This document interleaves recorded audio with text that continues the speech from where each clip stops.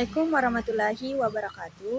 Hai teman-teman, perkenalkan nama saya Siti Arafa dari kelas 32B Bimbingan Konseling Islam. Nah, pada video kali ini saya akan membahas tentang konsep sakral dan profan dalam sosiologi agama berdasarkan pemikiran Emil Durkheim.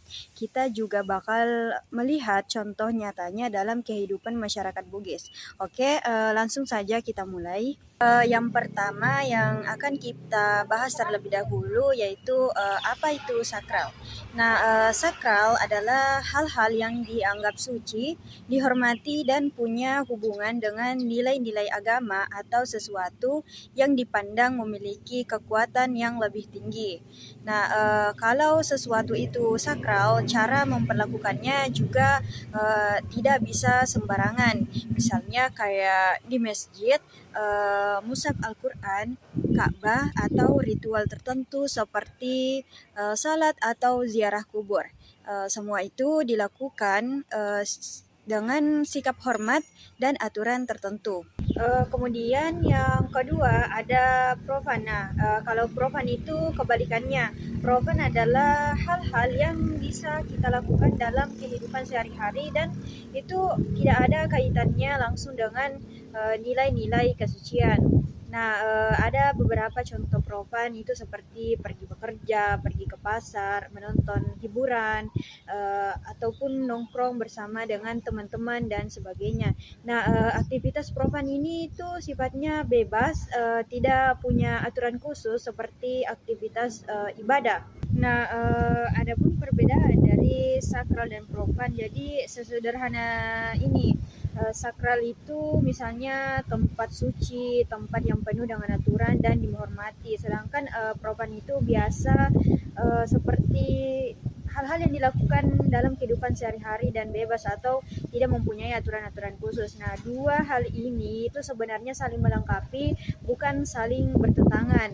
Pembagian sakral dan profan itu membantu masyarakat mempunyai suatu aturan, nilai, dan etika dalam berperilaku. Nah, ada pun beberapa contoh fenomena sakral dan profan pada masyarakat Bugis. Nah, yang pertama itu contoh sakral. Dalam masyarakat Bugis, salah satu contoh sakral yang terkenal adalah ritual mempaci.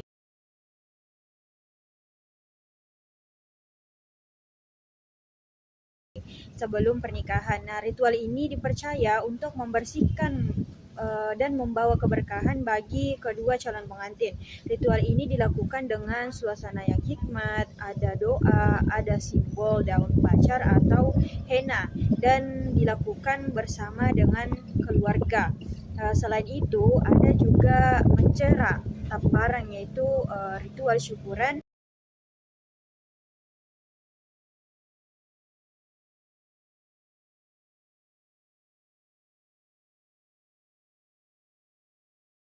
dan tolak bala yang dilakukan di danau ataupun di laut atau tempat-tempat seperti Bala Lompoa, makam raja, dan masjid tua juga dianggap sakral dan harus diperlakukan dengan hormat.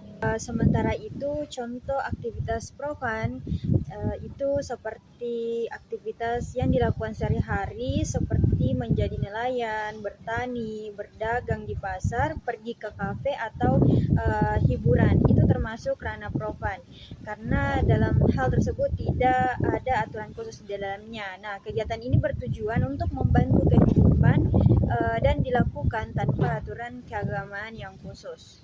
Adapun analisis sosiologis dari dua konsep tersebut yaitu sakral dan profan, yaitu bagaimana masyarakat Bugis memisahkan dua ranah ini ketika dalam kegiatan sakral mereka menunjukkan sikap yang hikmat, sopan, dan penuh penghormatan. Tapi pada saat berada di ranah profan, mereka bisa santai dan bebas. Nah, ini menunjukkan bahwa nilai agama dan budaya itu punya peran penting dalam membentuk cara masyarakat berperilaku dan berinteraksi. Nah, jadi teman-teman, kesimpulannya sakral dan profan adalah dua konsep penting yang membantu kita memahami bagaimana agama bekerja dalam kehidupan sosial. Nah, yang sakral itu dijaga dan dihormati, sementara yang profan dijalani sebagai bagian dari kehidupan sehari-hari.